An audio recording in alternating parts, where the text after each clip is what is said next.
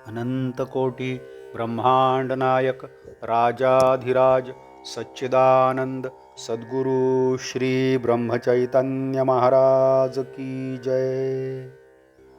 श्रीराम समर्थ। 5 जानेवारी।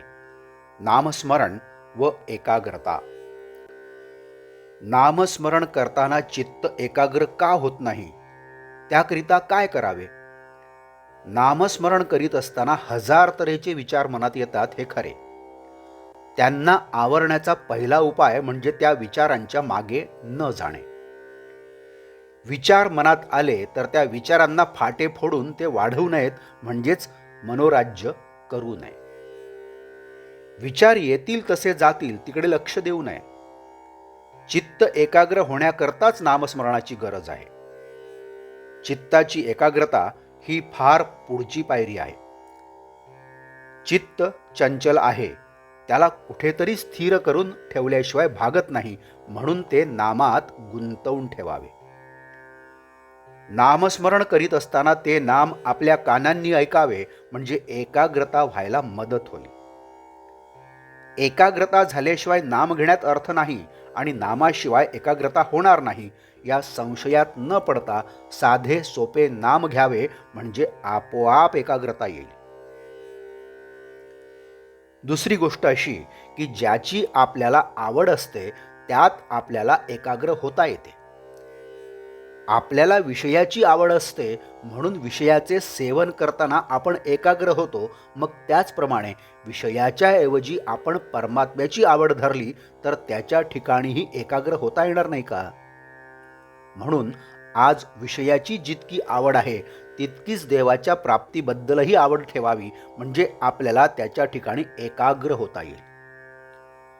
एकाग्र होणे म्हणजे त्या ठिकाणी समरस होणे. मीठ पाण्यात टाकले म्हणजे ते पाण्याहून वेगळे राहते का? योग केल्याने एकाग्र होता येईल खरे, पण जोपर्यंत समाधी आहे तोपर्यंतच ती एकाग्रता टिकेल. सर्वाभूती भगवत भाव पाहणे हेच खरे एकाग्रतेचे साधन.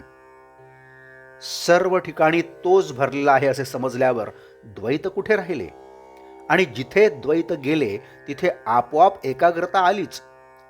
अशी एकाग्रता साधते तीच खरी समाधी होय.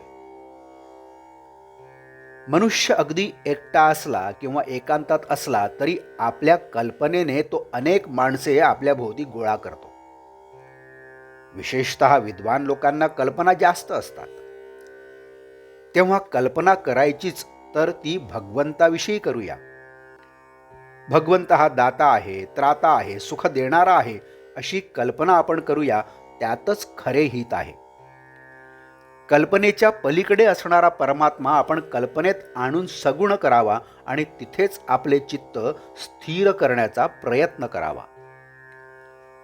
आजचे बोधवाक्य: मन एकाग्र होत नसेल तर न होवो, पण नामस्मरण सोडू नये.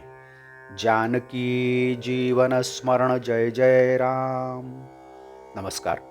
मराठी आणि हिंदीतून रोजची श्री महाराजांची प्रवचने आपण ऐकत आहातच, परंतु कृपया चॅनलला भेट द्या आणि प्लेलिस्ट बघा. मराठी अथवा हिंदी प्रवचने आपण आपल्या सुविधेप्रमाणे सुद्धा ऐकू शकता.